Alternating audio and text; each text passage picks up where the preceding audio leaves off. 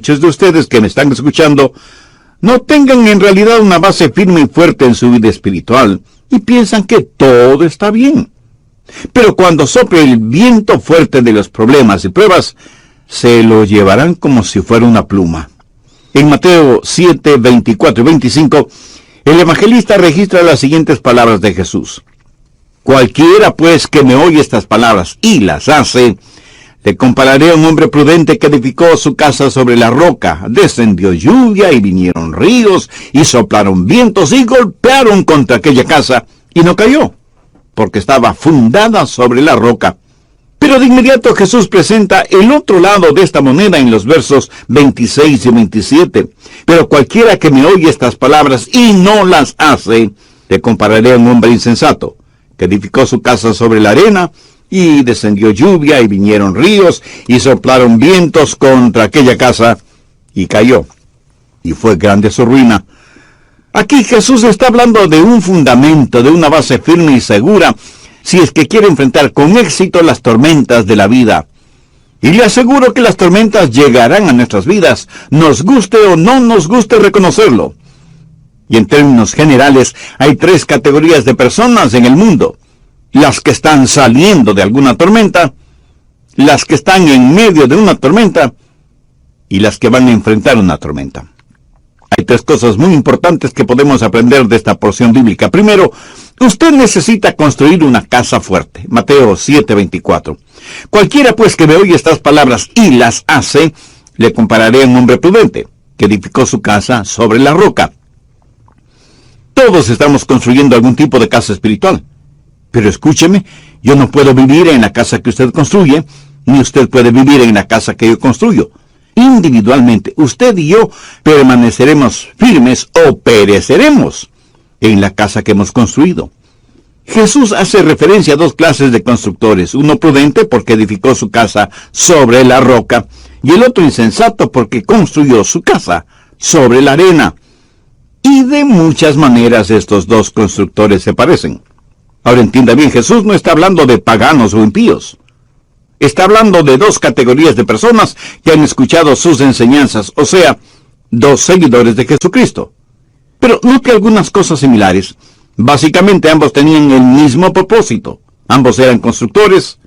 Prácticamente ambos estaban construyendo en la misma área, porque la tormenta que azotó una casa también azotó la otra.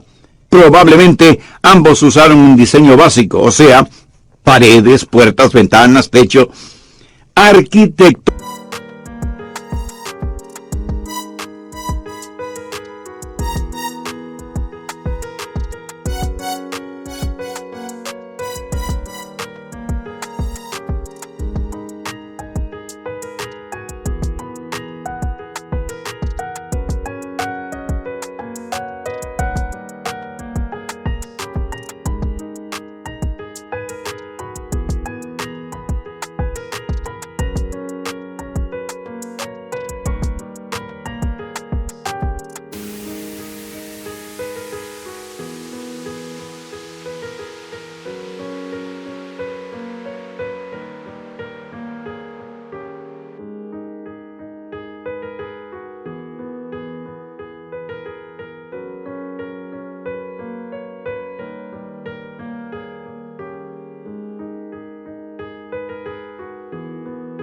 Únicamente puede haber cambios, pero cualquier casa tiene los mismos componentes básicos. Pero había una diferencia vital entre ambas construcciones, diferencia que está por debajo de la superficie. Lo mismo sucede en las congregaciones hoy en día. La diferencia no es lo que exteriormente se ve, la diferencia existe en la base, en el fundamento espiritual de cada iglesia. Uno construyó sobre la roca, el otro construyó sobre la arena. El que construyó sobre la roca tuvo que trabajar mucho para cavar en la roca. Y por eso el fundamento, la base para su casa, pudo resistir las tormentas, las lluvias y los vientos. Uno puede construir muy rápidamente sobre la arena, si es que no le importa el asunto de tener una base firme y fuerte. Ponga una capa de concreto sobre la arena, levante las paredes, ponga el techo, y ya tiene su casa. Eso es fácil, cuesta menos, y su casa lucirá tan buena como la de su vecino. Los dos constructores tenían muchas similaridades, pero eran vitalmente diferentes. Ahora, ¿qué significa construir sobre la roca? Jesús lo dijo en forma muy clara. Cualquiera pues que me oye estas palabras y las hace, le compararé a un hombre prudente que edificó su casa sobre la roca. ¿A qué roca hace referencia Jesús? Primero a la palabra de Dios. Cualquiera pues que me oye estas palabras. Eso es lo que usted está haciendo este mismo momento, escuchando la palabra de Dios. Eso es parte del fundamento sólido para su vida. Pero eso es solo la mitad del asunto. Ponga cuidadosa atención a la primera parte de Mateo 7:24. Cualquiera pues que me oye estas palabras y las hace. Si tiene su Biblia a la mano, subraye estas 3 palabras, y las hace.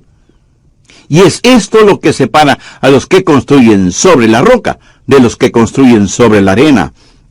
Yo creo que uno de quienes escucharon estas palabras de Jesús fue su medio hermano Santiago, quien jamás pudo olvidar esta enseñanza. Busque Santiago 1:22. Dice, pero sed hacedores de la palabra, y no tan solamente oidores, engañándoos a vosotros mismos. Cualquier ser humano se engaña a sí mismo cuando oye la palabra de Dios en la iglesia, o en la televisión, o en la radio, y no hace lo que la palabra de Dios le dice que debe hacer. Es como la persona que va a la iglesia, se siente inspirada por la música, aprecia el mensaje desde un punto de vista intelectual, pero esto de ninguna manera cambia su estilo de vida. Por eso Santiago dice, engañándoos a vosotros mismos. Ahora veamos Santiago capítulo 2. La porción que voy a leer es probablemente una de las más controversiales de toda la Biblia. Pero este es el mensaje que como creyentes y como iglesia, sea de la denominación que sea, necesitamos escuchar. Santiago 2, desde el verso 14. Hermanos míos, ¿de qué aprovechará si alguno dice que tiene fe y no tiene obras? ¿Podrá la fe salvarle? Y si un hermano o una hermana están desnudos y tienen necesidad de mantenimiento de cada día, y alguno de vosotros les dice, id en paz, calentaos y saciaos, pero no les dais las cosas que son necesarias para el cuerpo, ¿de qué aprovecha? Así también la fe, si no tiene obras, es muerta en sí misma. Pero alguno dirá, tú tienes fe, y yo tengo obras. Muéstrame tu fe sin tus obras, y yo te mostraré mi fe por mis obras. ¿Tú crees que Dios es uno? Bien haces. También los demonios creen y tiemblan. Mas quieres saber, hombre vano, que la fe sin obras es muerta. ¿No fue justificado por la obra Abraham, nuestro padre, cuando ofreció a su hijo Isaac sobre el altar? ¿No ves que la fe actuó juntamente con sus obras, y que la fe se perfeccionó por sus obras? Y se cumplió la escritura que dice, Abraham creyó a Dios, y le fue contado por justicia, y fue llamado amigo de Dios. Vosotros veis, pues, que el hombre es justificado por las obras y no solamente por la fe. Asimismo también Rahab, la ramera, no fue justificada por obras cuando recibió a los mensajeros y les envió por otro camino. Porque como el cuerpo sin espíritu está muerto, así también la fe sin obras está muerta. ¿De qué se trata todo esto?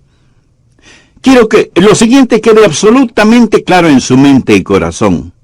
Somos salvos por gracia, por medio de la fe, y no por obras de justicia que hayamos hecho. Somos salvos de acuerdo a la misericordia de Dios. Efesios 2, 8 y 9. Porque por gracia sois salvos por medio de la fe, y esto no de vosotros, pues es don de Dios, no por obras, para que nadie se gloríe. Y en Romanos 11, 6, Pablo dice lo siguiente, y si por gracia, ya no es por obras. De otra manera, la gracia ya no es gracia. Y si por obras, ya no es gracia. De otra manera, la obra ya no es obra. ¿Qué es lo que Pablo está diciendo? Que no podemos mezclar la gracia y las obras. Y usted tiene que decidir, o es salvo por la gracia de Dios, o es salvo por sus propios esfuerzos. Pero aquí viene Santiago y dice, la fe sin obras es muerta. Y parecería que entre Pablo y Santiago hay un argumento en este asunto, pero no es así. De hecho, los dos están de acuerdo. Recuerde que toda escritura es dada por inspiración de Dios. Pablo y Santiago están hablando de las dos caras de una misma moneda. Y es justamente de lo que Jesús está hablando cuando dice: cualquiera pues que me oye estas palabras y las hace, le compararé a un hombre prudente que edificó su casa sobre la roca. Necesitamos entender bien lo siguiente: aunque somos salvos únicamente por la fe que salva nunca está sola. Espero que lo haya entendido. Pablo habla de cómo ser justificados delante de Dios, mientras que Santiago habla de cómo somos justificados delante de los hombres. Veamos Santiago 2:18. Pero alguno dirá: tú tienes fe, y yo tengo obras. Muéstrame tu fe sin tus obras, y yo te mostraré mi fe por mis obras. Amigo, usted no puede ver mi corazón. Usted no puede ver si tengo fe. Pero Dios sí puede ver mi corazón y mi fe. La única manera de que usted pueda ver mi fe es por lo que usted ve en mí. Pablo habla de ser justificados delante de Dios. Santiago habla de ser justificados delante de los hombres. Pablo habla de la raíz de nuestra salvación. Santiago habla de los frutos de nuestra salvación. Pablo habla del fundamento, de la base. Santiago habla del edificio. Pablo está hablando de la provisión de nuestra salvación, y Santiago habla de las pruebas de nuestra salvación. Pablo habla de una salvación que se tiene segura, mientras Santiago habla de una segura muestra de nuestra salvación. Lo que Santiago está diciendo es que si usted es en verdad salvo, eso es más que un conocimiento mental o un mero conocimiento académico. Mire lo que dice en el verso 14: hermanos míos, ¿de qué aprovechará si alguno dice que tiene fe y no tiene obras? ¿Podrá la fe salvarle? Mi amigo, se necesita más que solo una actitud piadosa para llegar al cielo. Y yo pregunto, ¿cuántos de ustedes, amigos oyentes, están seguros de que si murieran en este momento, se irían al cielo? Estoy seguro que muchos contestarían afirmativamente y me dirían que tienen fe. Ahora, ¿está seguro o segura que tiene fe? ¿Ha habido un cambio dramático y radical en su vida? Escúcheme, usted puede hacer una profesión de fe sin tener la posesión de la fe. Santiago lo pone en términos más prácticos en el verso 15. Y si un hermano o una hermana están desnudos y tienen necesidad de mantenimiento de cada día, y alguno de vosotros le dice: id en paz, calentaos y saciaos, pero no les dais las cosas que son necesarias para el cuerpo, ¿de qué aprovecha? Así también la fe, si no tiene obras, es muerta en sí misma. Y en el versículo 18 dice: pero alguno dirá: tú tienes fe y yo tengo obras, muéstrame tu fe sin tus obras, y yo te mostraré mi fe por mis obras. Y enseguida ilustra este punto al manifestar que si uno cree en Dios, hace bien en creer en Dios. Si yo les preguntara: ¿cuántos de ustedes creen en Dios? Muchos responderían afirmativamente. Pero, como para que no nos envanezcamos, Santiago dice: también los demonios creen y tiemblan. Sabe que los demonios en el infierno son muy ortodoxos. Ellos creen en Dios más que muchos teólogos liberales. También los demonios creen y tiemblan. Esta palabra temblar en el original significa hacer que los pelos se pongan de punta. Solo el pensar en Dios hace que los demonios tiemblen. Y Jesús tiene toda autoridad sobre los demonios. Suponga, solo suponga, que un día usted conversa con un diablo y le pregunta: ¿crees en Dios? Por supuesto que sí. ¿Crees que Jesucristo es el Hijo de Dios? Sin la menor duda. ¿Crees en su nacimiento virginal? Ese fue un hecho innegable. ¿Crees que murió en la cruz del Calvario y que fue sepultado en una tumba y resucitó al tercer día? Sí. Además, son hechos históricamente comprobados. Diablo, permíteme hacerte una pregunta más. ¿Estarías dispuesto a doblar tus rodillas delante de él? Y el diablo enfurecido contesta, no, jamás haré eso. ¿Sabe que hay mucha gente que cree que porque tiene un conocimiento filosófico y académico de los hechos bíblicos, o porque son miembros activos de una iglesia, tienen ya asegurada su entrada en el cielo? No tienen más fe de la que tiene un diablo, porque nunca se han rendido frente al señorío de Cristo. Jesús dijo, no todo el que me dice, Señor, Señor, entrará en el reino de los cielos, sino aquel que hace la voluntad del Padre. Y aquí no está hablando de obras para ser salvos. Debemos rendir nuestras vidas solamente a Jesucristo. De lo contrario, nuestro creer será solo intelectual, estéril.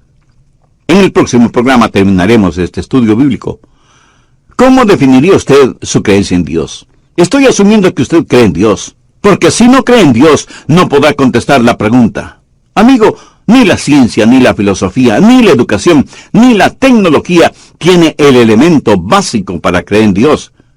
Y esa es la fe. Si usted deposita su fe y confianza en Jesucristo, conocerá al Padre por medio del Hijo, y porque el Hijo de Dios estuvo a favor de nosotros, fue a la cruz para morir por nosotros. Es la parábola de los dos constructores que construyen sus respectivas casas en la misma zona. Pero el uno construye su casa sobre la roca y el otro la construye sobre la arena. Bien, prosigamos. Si usted sabe algo de historia bíblica, ¿cuándo es que Abraham fue justificado? En Génesis 22, él está dispuesto a ofrecer a su hijo Isaac como sacrificio. Pero en Génesis 15, la Biblia dice que Abraham creyó a Dios, y esto le fue contado por justicia. ¿Cuál es la diferencia? Lo que sucedió en Génesis 15, cuando Abraham creyó a Dios, se materializó 30 años más tarde en Génesis 22, cuando ofreció como sacrificio a Isaac. Abraham verdaderamente creyó en Dios y creyó a Dios. Es paradójico el decir que usted es salvo y que ama a Dios, si es que no vive de acuerdo a la palabra de Dios. La otra ilustración que Santiago usa tiene que ver con Rahab la ramera, justificada por la ayuda que prestó a los espías israelitas. Recuerde que Santiago está hablando de ser vistos por los hombres. Nadie, excepto Dios, pudo ver el corazón de Rahab. Y la vida de esta mujer en el Antiguo Testamento fue tan cambiada que se casó con un príncipe de Israel y vino a ser la tatarabuela del rey David. Extraordinario, ¿no le parece? Muchos de quienes son miembros de iglesias siguen viviendo mundanamente. Cuando mueran, las puertas del infierno estarán completamente abiertas para ellos. Escúcheme, si su religión no ha cambiado su vida, es mejor que cambie de religión. El decir creo o escuchar las palabras de Dios no es suficiente si es que no tiene el elemento de la fe. Y Santiago da una ilustración clásica. Mire el verso 26 de Santiago 2. Porque como el cuerpo sin espíritu está muerto, así también la fe sin obras está muerta. Vamos a suponer que somos estudiantes de medicina y estamos frente a un cadáver para hacerle la autopsia. Con afilados bisturíes cortamos cuidadosamente la piel. Sus órganos internos están intactos. El corazón, los pulmones, el hígado, el riñón. Todos los órganos parecen estar bien. Pero el hombre está muerto y bien muerto. ¿De qué sirven los hechos teológicos sin vida? Porque como el cuerpo sin espíritu está muerto, así también la fe sin obras está muerta. Ahora, no son las obras las que le dan al hombre vida. Es la vida la que le capacita al hombre a hacer obras. ¿Ve la diferencia? Usted no puede dar vida a nadie manipulando su cuerpo. Es cuando tenemos vida que tenemos la capacidad de hacer algo, y en esto no hay contradicción. Si usted quiere construir en la roca, no solo que debe escuchar la palabra de Dios, sino hacer la palabra de Dios. Debe ser un hacedor de la palabra y no tan solo un oidor de la palabra. Hay millones de personas que asisten a sus respectivas iglesias y escuchan la palabra de Dios, y sin embargo, millones morirán y se irán al infierno. ¿Por qué? porque nunca dieron evidencia de un cambio de vida. Si usted quiere saber cómo enfrentar las tormentas de la vida, lo primero que tiene que hacer es edificar sobre la roca. Segundo, esté listo para enfrentar la tormenta. Debemos entender a cabalidad lo que Jesús está diciendo en Mateo 7. Dice que la tormenta cayó sobre ambas casas. Verso 25. Descendió lluvia, y vinieron ríos, y soplaron vientos, y golpearon contra aquella casa, y no cayó, porque estaba fundada sobre la roca. Ahora el verso 27. Y descendió lluvia, y vinieron ríos, y soplaron vientos, y dieron con ímpetu contra aquella casa. Y cayó, y fue grande su ruina. Cuando usted se salva, significa que ya no habrá tormentas en su vida. Mi amiga, mi amigo, aunque usted sea salva o salvo, las tormentas llegarán a su vida. Y crecerán los ríos, y soplará fuertemente el viento. Usted sentirá presión por...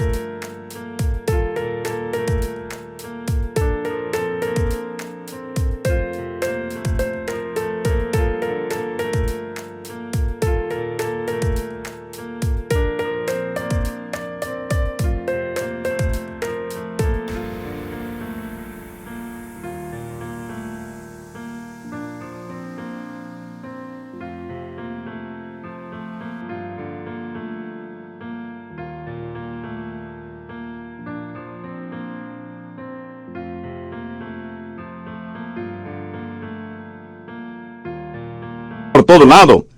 Dios no nos salva para librarnos del poder de las tormentas, sino para librarnos del poder del pecado.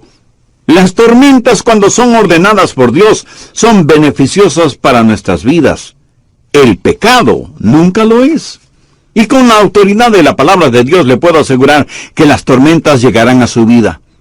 ¿Y qué es lo que harán esas tormentas? Van a demostrar la clase o base fundamental que usted tiene en su vida. Las tormentas pondrán a prueba su fe. Y la fe que no puede ser probada es una fe que no puede ser confiada. No piense que porque usted es ya salvo o salva, no tendrá problemas, ni dificultades, ni tormentas en su vida.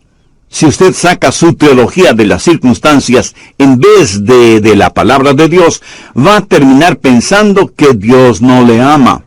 Habrá tormentas, enfermedades, sufrimientos, desilusiones y aún persecución espiritual, psicológica y hasta física. Pero ninguna de estas cosas harán mella en la casa del creyente que ha construido su casa sobre la roca. Busque Romanos 8, desde el verso 35. ¿Quién nos separará del amor de Dios? ¿Tribulación o angustia, o persecución, o hambre, o desnudez, o peligro, o espada? Como está escrito, por causa de ti somos muertos todo el tiempo. Somos contados como ovejas de matadero. Antes en todas estas cosas somos más que vencedores por medio de aquel que nos amó. Por lo cual estoy seguro que ni la muerte, ni la vida, ni ángeles, ni principados, ni potestades, ni lo presente, ni lo porvenir, ni lo alto, ni lo profundo, ni ninguna otra cosa creada nos podrá separar del amor de Dios, que es en Cristo Jesús, Señor nuestro. Cualquier dificultad en su vida no significa que Dios le ha abandonado, porque Él mismo ha prometido que nunca nos dejará ni nos abandonará. Anote al margen Hebreos 13, los versos 5 y 6. Sean vuestras costumbres sin avaricia, contentos con lo que tenéis ahora. Porque Él dijo, no te desampararé, ni te dejaré. De manera que podemos decir confiadamente, el Señor es mi ayudador, no temeré en lo que me pueda hacer el hombre. Por lo tanto, usted debe edificar, debe construir una casa firme, fuerte, segura, y entonces estará listo para enfrentar cualquier tormenta, para poder también experimentar una bendición extraordinaria. Cualquiera pues que me oye estas palabras y las hace, le compararé a un hombre prudente que edificó su casa sobre la roca. Descendió lluvias y vinieron ríos y soplaron vientos y golpearon contra aquella casa y no cayó porque estaba fundada sobre la roca. ¿Por qué algunas personas se dan por vencidas? ¿Por qué viven vidas derrotadas? ¿Por qué se dejan arrastrar por las tormentas? Porque aunque con buenas intenciones, han construido su casa sobre la arena. Han construido sus vidas sobre las arenas movedizas de la actividad religiosa, pero no sobre la roca firme y segura que es Jesucristo. Pablo en 1 Corintios 3:11 dice, porque nadie puede poner otro fundamento que el que está puesto, el cual es Jesucristo. Hay hermosas familias que van a la iglesia, sirven a Dios. De pronto los problemas y dificultades llegan y dejan de ir a la iglesia. Hermosas casas, con lindos muebles, bien pintadas, bien decoradas, bien diseñadas. Maravillosa casa espiritual, pero sin base ni fundamento sólido. Y por eso cuando llegan los problemas hay que reconocer con profunda tristeza que muchas personas simplemente abandonan la fe. Pero el apóstol Juan hace una profunda y dolorosa reflexión sobre estas personas. En 1 Juan 2:19, salieron de nosotros, pero no eran de nosotros, porque si hubieran sido de nosotros, habrían permanecido con nosotros, pero salieron para que se manifestase que no todos son de nosotros. No estoy hablando de perfección sin pecado. No estoy diciendo que si usted es salvo y ha entregado su corazón a Jesús y llegan las tormentas a su vida, usted no tendrá dudas. No estoy diciendo eso. Tampoco digo que por ser ya salvo no tropezará y caerá, o que no experimentará momentos y circunstancias nada espirituales que le harán dudar de la fe. Cuando Jesús dio esta enseñanza bíblica en el Sermón del Monte, acerca de estas dos clases de constructores, ¿sabe quiénes con toda seguridad estaban escuchando este mensaje? Simón Pedro y Judas Iscariote. Y escucharon de los labios de Jesús, cualquiera pues que me oye estas palabras y las hace, le compararé a un hombre prudente que edificó su casa sobre la roca. Descendió lluvia y vinieron ríos y soplaron vientos y golpearon contra aquella casa y no cayó porque estaba fundada sobre la roca. Pero cualquiera que me oye estas palabras y no las hace, le compararé a un hombre insensato que edificó su casa sobre la arena, y descendió lluvia, y vinieron ríos, y soplaron vientos, y dieron con ímpetu contra aquella casa, y cayó. Y fue grande su ruina. Judas oyó este mensaje. Simón Pedro oyó este mensaje. Dos clases de constructores muy similares. Ambos construyeron una casa espiritual, y al mirar las dos casas, seguramente usted hubiera dicho, Judas construyó una mejor casa que Pedro. ¿Sabe quién era el mejor hombre exteriormente? ¿Sabe quién tuvo la mejor casa? No fue Pedro. ¿Sabe lo que hicieron con Judas? Le nombraron tesorero. ¿A quién nombra usted como tesorero en una organización, en un grupo, en una iglesia?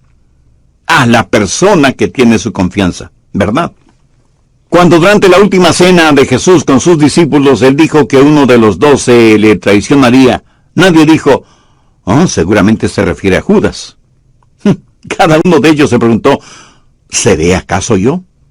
Y no pensaron en Judas como el traidor, porque Judas había construido una casa muy bonita exteriormente. Sabía cómo impresionar a los demás. Pero entre Judas y Simón Pedro había una gran diferencia. Cuando Jesús preguntó a sus discípulos, ¿y vosotros? ¿Quién decís que soy yo? Respondiendo Simón Pedro dijo, tú eres el Cristo, el Hijo del Dios viviente. Entonces le respondió Jesús, bienaventurado eres, Simón, hijo de Jonás, porque no te lo reveló carne ni sangre, sino mi Padre que está en los cielos. Y yo también te digo que tú eres Pedro, y sobre esta roca edificaré mi iglesia, y las puertas del Hades no prevalecerán contra ella. Pedro era un hombre débil, como usted o como yo. Sabía mucho sobre la pesca. No sabía mucho acerca de construir casas. Pero qué firme base, qué sólido fundamento tuvo. Y por eso pudo hacer descansar su fe sobre la roca firme que es Cristo. Ahora ponga atención a lo siguiente. Vino una tormenta fuerte y golpeó con ímpetu la casa de Judas. Vino una tormenta y golpeó furiosamente la casa de Simón Pedro. Y cuando las tormentas pasaron, la casa de Judas estaba destrozada, y Judas se suicidó y se fue al infierno. Y algunos de ustedes me preguntarán, pastor, ¿entonces Judas perdió su salvación? No, él no perdió la salvación porque nunca la tuvo. En Juan 6, 70 y 71 leemos, Jesús les respondió, no os he escogido yo a vosotros los 12, y uno de vosotros es diablo. Hablaba de Judas Iscariote, hijo de Simón, porque este era el que le iba a entregar, y era uno de los 12. ¿Lo ve? Judas nunca tuvo una fe verdadera. En cambio, Simón Pedro sí la tuvo. Veamos Lucas 22, los versos 31 y 32. Dijo también el Señor, Simón, Simón, y aquí Satanás os ha pedido para zarandearos como trigo, pero yo he rogado por ti, para que tu fe no falte. Simón Pedro tuvo fe, y el Salvador intercedió por él. Cuando la tormenta llegó a la vida de Pedro, algunas ventanas se rompieron y algunas tejas se desprendieron del techo y algunas cosas se movieron dentro de la casa. Pero permítame decirle algo. Después de la tormenta, la casa siguió en pie. Y Pedro se volvió el apasionado apóstol del Pentecostés. ¿Por qué? Porque él tenía lo real, lo verdadero, conocía a Dios, había escuchado la palabra de Dios, creía en el Hijo de Dios. Había doblado sus rodillas frente a Jesucristo. Que fue débil el momento menos apropiado, ¿cierto? Que fue temeroso y hasta cobarde, ¿cierto? Muy cierto. Pero su casa permaneció firme frente a la tormenta porque estaba construida sobre la roca.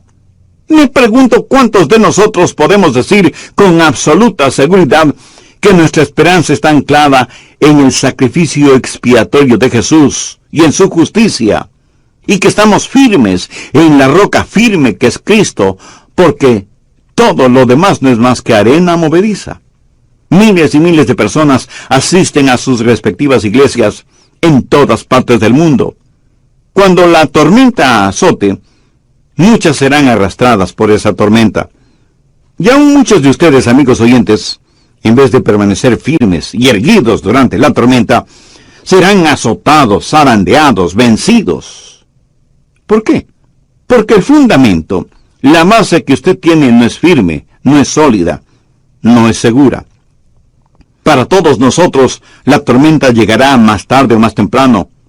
Si la tormenta todavía no ha llegado a su vida, no se preocupe, ya llegará, ya llegará. Así que es mejor asegurarse de que usted ha construido su casa espiritual sobre la roca eterna que es Jesucristo. ¿Conoce usted al Señor Jesucristo? No le estoy preguntando si usted asiste a una iglesia. Muchas personas creen que le hacen un favor a Dios cuando asisten a sus iglesias. Básicamente le estoy preguntando si oye, escucha y hace caso a la palabra de Dios. ¿Es usted ya salvo? Porque tiene a Cristo en su corazón. Si aún no tiene esa seguridad, le invito a hacer esa decisión ahora mismo. Usted no se salva por ser miembro de una iglesia, cualquiera que sea la denominación. Tampoco se salva por ser generoso con sus diezmos y ofrendas, ni por guardar los 10 mandamientos. Usted se salva por confiar únicamente en el Señor Jesucristo y depositar toda su fe en Él. Arrepiéntase sinceramente de sus pecados. Pídale perdón a Dios. Implore la gracia y misericordia de Dios y agradézcale al Señor Jesucristo porque Él entregó su propia vida en la cruz del Calvario para poder pagar la enorme deuda de sus pecados. No los de Él, porque Él nunca los tuvo, sino sus pecados, amigo oyente. Abra su corazón y reciba a Jesús como su Salvador y Señor, y pídale que le ayude a ser la clase de persona que Él quiere que usted sea. Y todo esto pídalo con gratitud, en el nombre de Jesús. Si hace esa decisión espiritual, Le invito muy cordialmente para que nos escriba y nos cuente al respecto. Deseamos ser parte de su regocijo espiritual. Su carta además nos dará la oportunidad y privilegio de orar por usted y su nueva vida en el Señor Jesucristo. Que Dios le colme de bendiciones.